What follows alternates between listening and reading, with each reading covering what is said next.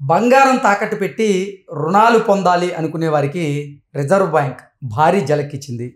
బంగారం తాకట్టు పెట్టి రుణాలు పొందే విషయంలో కఠినతరమైనటువంటి నిబంధనలను అమల్లోకి తీసుకొచ్చేలాగా ఇప్పుడు రిజర్వ్ బ్యాంక్ ప్రయత్నం చేస్తున్నటువంటి నేపథ్యంలో ఈ అంశం మీద మనం విశ్లేషణ చేసుకుందాం. ప్రస్తుతం మనతో పాటున్నారు ప్రముఖ సామాజికవేత్త, ప్రముఖ రాజకీయ విశ్లేషకులు కృష్ణకుమారి గారు. మేడంతో మాట్లాడదాం. మేడం నమస్తే. మేడం నమస్తే. బంగారం తాకట్టు పెట్టి రుణాలు పొందే వారికి ఇప్పుడు రిజర్వ్ బ్యాంక్ భారీ జలకిస్తోంది. ఆ నిబంధనలు ఏవైతే ఉన్నాయో వాటిని కఠినతరం చేస్తూ ఉంది. దీన్ని ఎలా చూడాలి మేడం? ఇది ఒక రకంగా మంచిదే. ఓకే. కాకపోతే వీటిలో ఉన్న ఒకటి రెండు అంశాలే కొంచెం మింగుడు పడట్లేదు, కానీ మామూలుగా అవసరమైన విషయమే ఇది. ఓకే. కాకపోతే మన ప్రభుత్వాలు దొంగలు పడ్డ 6 నెలలకు కుక్కలు మురిగినాయి అన్నట్లు ఎప్పటి నుంచి బంగారం తాకట్టు పెడుతున్నాం బ్యాంకుల్లో. ఇన్నాళ్ళకి వీళ్ళకి తెలిసిందా ఇంట్లో దొంగలు పడుతున్నారని? అసలు ఎందుకు ఆర్బీఐ ఇటువంటి కఠిన నిర్ణయం తీసుకుంది? ఏంటంటే ఒక్కొక్క సంస్థ ఒక్కొక్క రకమైన మార్గనిర్దేశకాలు పెట్టుకుంది, గైడ్ లైన్స్. ఎస్బీఐకి ఒక రకం గైడ్ లైన్స్. బహుశా నేను అనుకోవటం ఎస్బీఐ అయినా సరే మన షెడ్యూల్డ్ బ్యాంకులన్నీ ఒకే రకమైంది పెట్టుకుని ఉండొచ్చు. ప్రైవేట్ బ్యాంకులు ఈ షెడ్యూల్ బ్యాంకుల్లో వడ్డీ రేట్లు కూడా, అంటే వ్యవసాయానికి ఇచ్చే వ్యవసాయదారులు పెట్టుకునే గోల్డ్ లోన్కి ఒక రకం ఇంట్రెస్ట్ రేట్ ఉంటుంది, బిజినెస్ పీపుల్కి ఒక రకమైన ఇది, అట్లా కేటగిరీ వైజ్గా ఇంట్రెస్ట్ రేట్లు మార్పు ఉంటుంది. దాదాపు అన్ని షెడ్యూల్డ్ బ్యాంకులు ఒకే రకంగా ఉంటాయి. ఇక ప్రైవేట్ బ్యాంకులు అంటారా, ఐసిఐసిఐ బ్యాంక్ కానీ లేకపోతే హెచ్డిఎఫ్సి బ్యాంక్ కానీ, వాళ్ళు ఇంకొంచెం ఒక మార్కెటింగ్ స్ట్రాటజీని పెట్టి మేము ఏం చెప్తారంటే వాళ్ళు ఇంట్రెస్ట్ రేటు మీకు ఈఎంఐలో కట్టుకునేటట్లని కొంతమంది, అలాగే ఇంకొకటి ఏం చేస్తారంటే ఈ ఛార్జీలు ఉంటాయి కదా, ఏమంటారు ప్రాసెసింగ్ ఛార్జెస్ లేవు అని, 0% ప్రాసెసింగ్ ఛార్జీ అని. ఈ 0% ప్రాసెసింగ్ అనేది ఎట్లా కనిపిస్తుంది అంటే డబ్బులు తీసుకునే వాళ్ళకి అర్థం కాక ఆ 0 ఇంట్రెస్ట్ రేటా అని కూడా అనుకోవచ్చు. అంటే ఈ బ్యాంకుల దగ్గర ఉన్న మాయాజాలం ఏంటి అంటే వాళ్ళు ఏం చెప్తున్నారో మనకు అర్థం కాదు. ప్రతిదానికి కండిషన్స్ అప్లై అని ఉంటుంది, కింద స్టారు. ఈ పై అన్ని చదివే ఓపిక ఎవరికీ ఉండదు. ఏదైనా సరే ఆ అగ్రిమెంట్ మట్టుకు బ్యాంక్ ఓడిదే పై చేయి అన్నట్టు ఉంటుంది. ఓకే. సాధారణ మధ్యతరగతి కుటుంబాలకు చెందిన వారు ఏదైనా అత్యవసర సమయాల్లో డబ్బు అవసరం అయ్యి వాళ్ళ దగ్గర ఉన్నటువంటి బంగారాన్ని కుదవ పెట్టి వాళ్ళు రుణాలు పొందుతూ ఉంటారు. అటువంటి విషయంలో ఇప్పుడు ఆర్బీఐ తీసుకున్నటువంటి ఈ సంచలనమైనటువంటి నిర్ణయం ఏదైతే ఉందో వారు ఇబ్బంది పడేటువంటి అవకాశం ఉండదంటారా? అంటే ఇబ్బంది ఏమి ఉండదు. ఓకే. అయితే ఏం అడుగుతుంది అంటే ఈ డబ్బులు తీసుకెళ్ళి మీరు ఏం చేస్తారు అని అడగాలనుకుంటుంది బ్యాంకు. దేనికోసం మీరు తీసుకుంటున్నారు అనేది. ఓకే. అంటే ఆ లావాదేవీల మీద నిఘా పెడతారు. అయితే ఆ లావాదేవీల మీద నిఘా పెట్టడమే కాదు, ఏ రకంగా మనుషులు డబ్బులు ఖర్చు పెట్టే విధంలో, అప్పు తీసుకున్న డబ్బులు ఖర్చు పెట్టే విధంలో కూడా వాళ్ళు దేనికి ప్రాధాన్యత ఇస్తున్నారు అని తెలుసుకోవటం కోసం, అంటే ఇది ఒక రకంగా ఒక విధమైన సర్వే లాగా కూడా ఉపయోగపడవచ్చు. ఇప్పుడు పోనీ ఒకటి అనుకుందాం అనుకోండి, ప్యాక్ ఆడేటప్పుడు డబ్బులు అవసరమైనవి, మధ్యలో కట్టాల్సి వచ్చింది. ఇంటికి వెళ్ళి భారీ నగలు తీసుకొచ్చి బ్యాంకులు తాకట్టు పెట్టాడు అనుకోండి, వాడు అది రాస్తాడా చెప్పండి?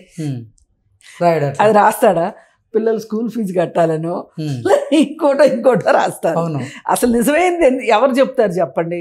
ఇప్పుడు ఈ బజాజ్ వాళ్ళు ఒక కార్డు ఇస్తారు హోమ్ అప్లయన్సెస్ కోసం, ఏదంటే లోన్ తీసుకునేదానికి. అక్కడ క్లియర్ కట్గా కనపడుతుంది, నువ్వు ఫోన్ కొంటే ఫోన్ కొన్నావు అని ఉంటుంది, లేదా ఫ్రిడ్జ్ కొంటే ఫ్రిడ్జ్ కొన్నావు అని ఉంటుంది. కానీ లిక్విడ్ క్యాష్ తీసుకునేప్పుడు ఈ క్యాష్ తీసుకెళ్ళి ఏం చేస్తానో నీకు ఎట్ట తెలుస్తుంది? ఒకవేళ వాళ్ళు రాసిస్తే మటుకు. ఇప్పుడు బ్యాంకులో నేను ఎవరికన్నా డబ్బులు ఆర్టీజీఎస్ చేస్తుంటే ఎందుకు అనేది రాయమంటారు అక్కడ.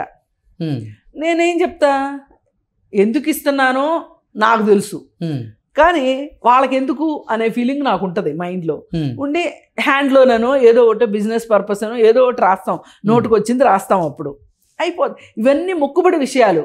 అంటే ఈ ప్రభుత్వాలు కూడా ఎట్లా తయారైనాయి అంటే ఏదో చేస్తున్నట్లు, is doing business are not అంటే ఎస్ అనేటట్లుగా ఉన్నాయి తప్పితే నాకేం పెద్ద కొత్త పోకడనే అనిపించట్లా. కాకపోతే ఈ ప్రైవేట్ వాళ్ళు ఉన్నారు చూడండి, ముత్తూట్ ఫైనాన్స్ అని, ఇంకోటి ఏవో చాలా ఉన్నాయి కదా, శర్మ గోల్డ్ అని, లేకపోతే ఆమె ఎవరో ఇస్తుంటుంది, తమన్నా ఇస్తుంటుంది యాడ్ ఒక గోల్డ్ దీనికి. ఇట్లాంటి వాళ్ళతోటి కొంచెం ప్రమాదమే. ఎందుకంటే వాళ్ళు ఆ బంగారాన్ని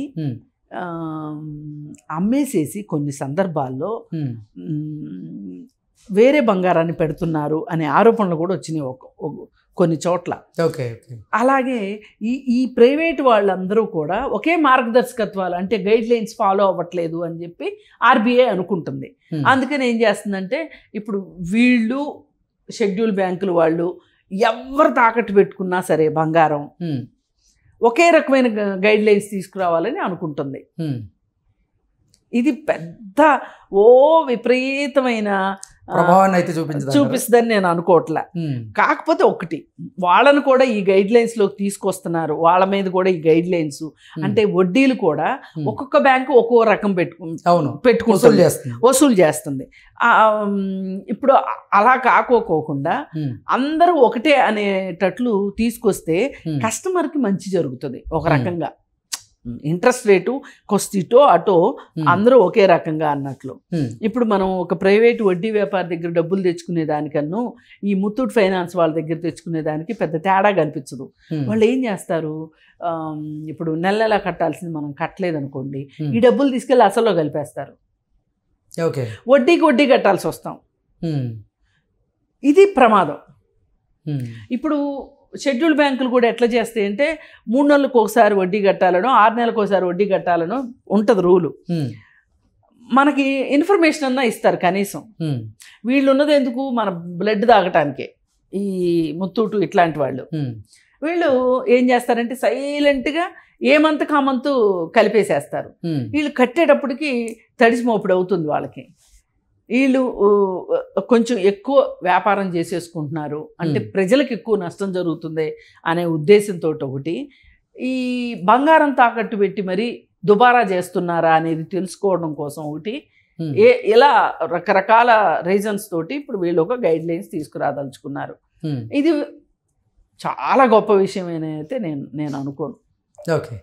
ఓకే మేడం, థ్యాంక్ యూ.